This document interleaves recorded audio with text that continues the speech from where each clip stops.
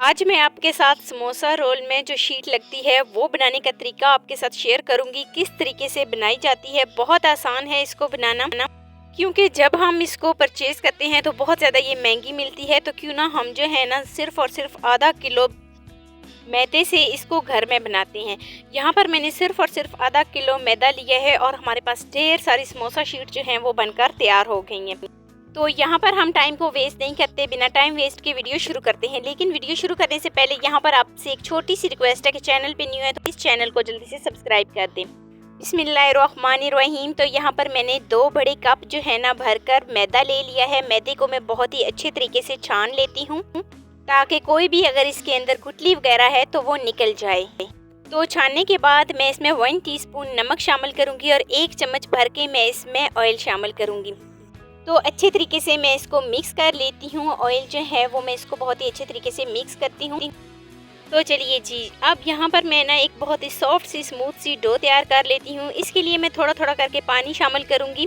तो थोड़ा थोड़ा मैदे में पानी शामिल करती जाऊँगी और बहुत ही अच्छे तरीके से मिक्स करती जाऊँगी। याद रहे कि ये जो डो हमने तैयार करनी है ये ना ही बहुत ज़्यादा सख्त होनी चाहिए और ना ही बहुत ज़्यादा जो है ना नरम होनी चाहिए, कुछ इस तरीके से होनी चाहिए। तो लीजिए जी, मिक्सिंग बहुत ही अच्छे तरीके से हो गई है। अब यहाँ पर मैं इसको रेस्ट पे छोड़ती हूँ तकरीबन 15 मिनट के लिए। तो 15 मिनट हो जाने के बाद मैं इसको गूंद लेती हूँ। जैसे हम आटा गूंदते हैं बिल्कुल इसी तरीके से हम ये वाली डो भी तैयार करेंगे। तो डो जो है वो तैयार हो गई है। मैं इसको कवर कर देती हूँ तकरीबन आधे घंटे के लिए, ताकि जो है ना सही से ये अपनी पोजीशन में आ जाए। तो आधा घंटा हो जाने के बाद डो जो है वो सही से अपनी पोजीशन में आ गई है। तो अब यहाँ पर हम इसके छोटे छोटे पेड़े बना लेते हैं। तो हल्का सा खुश्का लगाने के बाद मैं बहुत ही अच्छे तरीके से इस पेड़े को तैयार कर लेती हूँ। तो ये वाला जो पेड़ा है ना ये हमें फुल रोटी की साइज़ वाला नहीं चाहिए, बस दरमियाने साइज़ का चाहिए। बहुत बड़ा नहीं चाहिए और ना ही बहुत छोटा चाहिए, कुछ इस तरीके से इसका साइज़ होना चाहिए।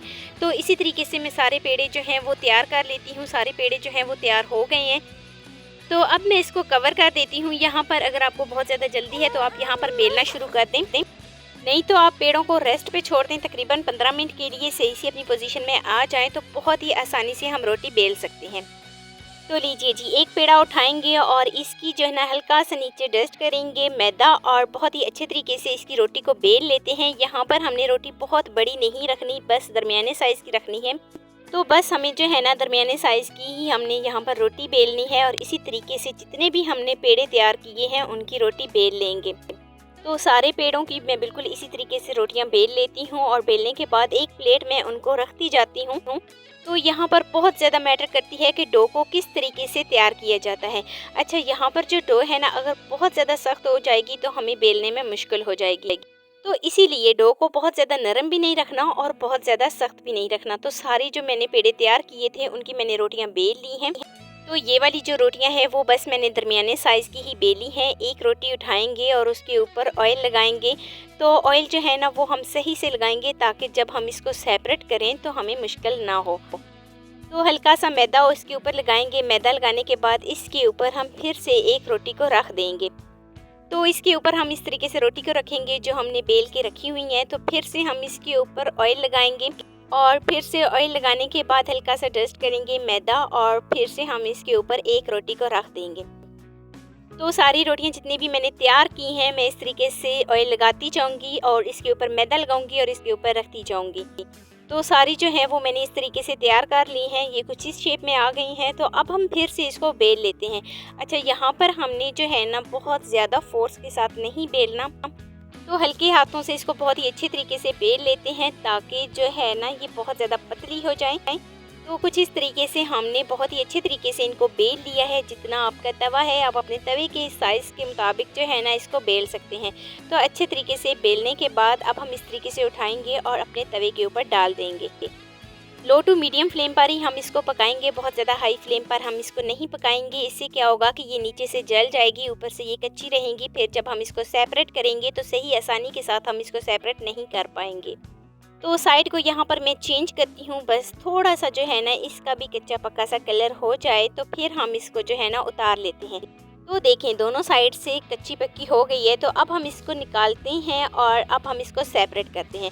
तो देखें कितनी आसानी के साथ ये सेपरेट हो रही हैं। बस हम इसी तरीके से सारी अपनी शीट्स को सेपरेट कर लेंगे। एक बात का ख़ास ध्यान रखना है ये शीट्स बनाते हुए कि जब हमने ऑयल लगाना है तो ऑयल जो है वो थोड़ा सा ज़्यादा हमने लगाना है। दूसरा, ऑयल लगाने के बाद हमने लाजमी उसके ऊपर जो है ना मैदा डस्ट करेंगे। इससे क्या होगा कि जो हमारी शीट्स हैं वो उनको हम बिल्कुल आसानी के साथ जो है ना सेपरेट कर पाएंगे। तो लीजिए जी, देखिए कितनी आसानी के साथ सारी शीट्स जो हैं वो सेपरेट हो गई हैं। माशाल्लाह हमारी सारी शीट्स जो हैं वो बनकर तैयार हो गई हैं। तो ये देखें जी, माशाल्लाह कितनी नरम हमारी शीट्स जो हैं वो तैयार हुई हैं। हम इसको जिस शेप में भी लेके जाएं दोबारा से ये अपनी पोजीशन में आ जाएगी। तो ये देखें जी, माशाल्लाह बहुत ज़्यादा नरम हमारी जो शीट्स हैं वो तैयार हुई हैं। अब मैं आपको इसकी कटिंग करने का तरीका बताती हूँ कि इसकी कटिंग किस तरीके से की जाती है। क्योंकि जो हम समोसा शीट्स लेते हैं ना बाज़ार से, वो थोड़ी सी जो है ना लंबाई में उसकी कटिंग की जाती है। तो इसीलिए यहाँ पर मैंने एक बर्तन लिया है। इसको मैं इन सारी शीट्स के ऊपर इस तरीके से रख दूँगी। जितने भी इसके साइड्स वाले किनारे हैं उनको कट कर लेती हूँ।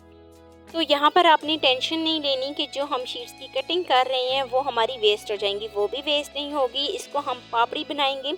बहुत ही मज़ेदार सी इसकी पापड़ी बनती है। आप रमज़ान में जो है ना पापड़ी बनाकर उसको महफूज कर सकते हैं। जब भी हम चाट बनाते हैं, पापड़ी चाट बनाते हैं या फिर माइक्रोनी चाट बनाते हैं तो उसके ऊपर हम डाल सकते हैं। तो लीजिए जी, अब चलते हैं जी नेक्स्ट स्टेप की तरफ। कटिंग हो गई है। अब यहाँ पर मैंने एक स्पेंचुला लिया है। आपके पास कोई भी स्ट्रेट चीज़ हो तो आप उसका इस्तेमाल कर सकते हैं। मेरे पास ये स्पेंचुला पड़ा हुआ था तो मैं इसको जो है ना रखूँगी। तकरीबन हम 2 इंच के फासले पर इस तरीके से इसको जो है ना कट कर लेते हैं। बिल्कुल ये वाली पट्टी जो है वो हमने सीधी इसकी कटिंग करनी है। तो अब हम फिर से 2 इंच के तकरीबन फासले के ऊपर दूसरी साइड से भी इसकी कटिंग कर लेते हैं। तो लीजिए जी, दोनों साइडों से बहुत ही अच्छे तरीके से इसकी कटिंग हो गई है। तो हमारी जो समोसा पट्टी है वो तकरीबन बनकर तैयार हो गई है। बस इसी तरीके से जो समोसा पट्टी है वो बनती है जो हम बाज़ार से लेते हैं। आप इस शीट्स का इस्तेमाल करके पफ पेटीज भी बना सकते हैं, समोसे भी बना सकते हैं और आप रोल भी बना सकते हैं।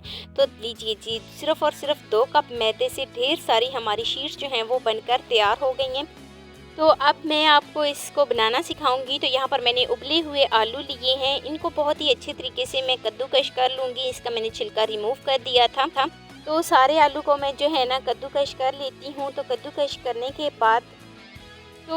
करने के बाद अब मैं इसमें कुछ मसाले शामिल करूंगी, जिसमें 1 चम्मच भर के हम इसमें कुटी हुई लाल मिर्च शामिल करेंगे और 1 चम्मच ही मैं इसमें नमक शामिल करूंगी। अपने टेस्ट के अकॉर्डिंग कर सकते हैं नमक इसमें कम या ज़्यादा। तो लीजिए जी, अब यहाँ पर मैं इसमें 1 चम्मच साबुत धनिया ऐड करूंगी और बहुत ही अच्छे तरीके से चम्मच की मदद से इसको मिक्स कर लेती हूँ, ताकि मसाले जो हैं वो सारे आलू के अंदर बहुत ही अच्छे तरीके से मिक्स हो जाएँ। तो आलू का हमारा बैटर जो है वो बनकर तैयार हो गया है और बहुत ही अच्छे तरीके से इसकी मिक्सिंग जो है वो हो गई है। तो अब चलते हैं जी इसको बनाने की तरफ कि इस शीट से हम समोसा किस तरीके से बनाते हैं। तो यहाँ पर मैंने एक शीट ली है कुछ इस तरीके से और इसको एक कॉर्नर इसका पकड़ के इस तरीके से फोल्ड करूँगी। यहाँ पर हमने थोड़ी सी जगह छोड़ दी है। फिर हम इसको दूसरी वाली साइड पे फोल्ड करेंगे कुछ इस तरीके से। ऊपर हम लेई लगाएंगे।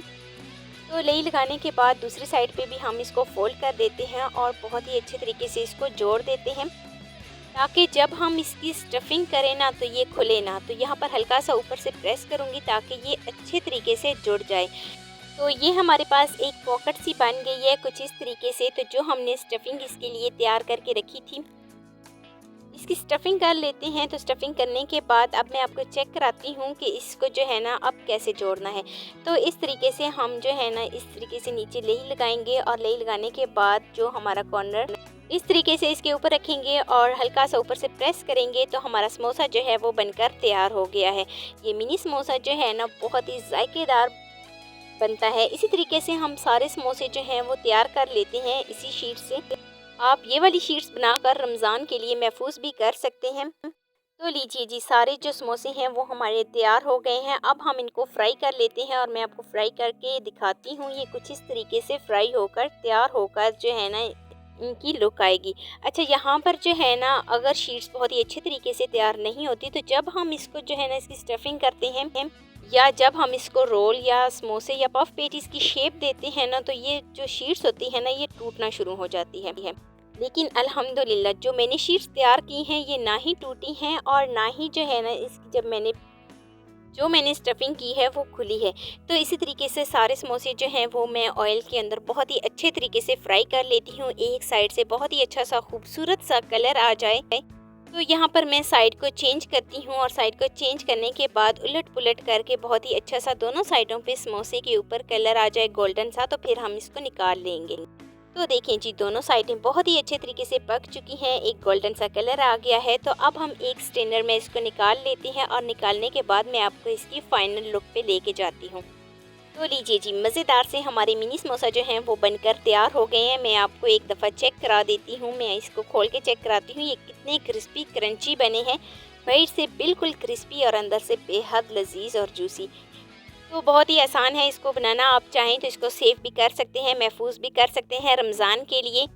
अगर आपको रोल पट्टी पफ पेटीज़ की पट्टी भी चाहिए तो वो भी मैं आपके साथ शेयर कर सकती हूँ। आपने मुझे कमेंट सेक्शन में लाजमी बताना है। तो ये है जी फाइनल लुक। कैसी लगी जी मेरी आपको आज की वीडियो? तो वीडियो आपको ज़रा सी भी अच्छी लगी हो तो लाइक कर देना। फर्स्ट टाइम है चैनल पे तो चैनल को लाजमी सब्सक्राइब कर देना। बेल आइकॉन को प्रेस कर देना ताकि मेरी डेली की वीडियो आप तक पहुँच सके। दोस्तों के साथ, रिश्तेदारों के साथ शेयर लाजमी करना और मुझे एक प्यारा सा खूबसूरत सा फीडबैक लाजमी दे। मिलते हैं नेक्स्ट वीडियो में एक नई और मज़ेदार सी रेसिपी के साथ। अपना बहुत सारा ख्याल रखना, अपने से ज़्यादा दूसरों का। अल्लाह हाफिज़।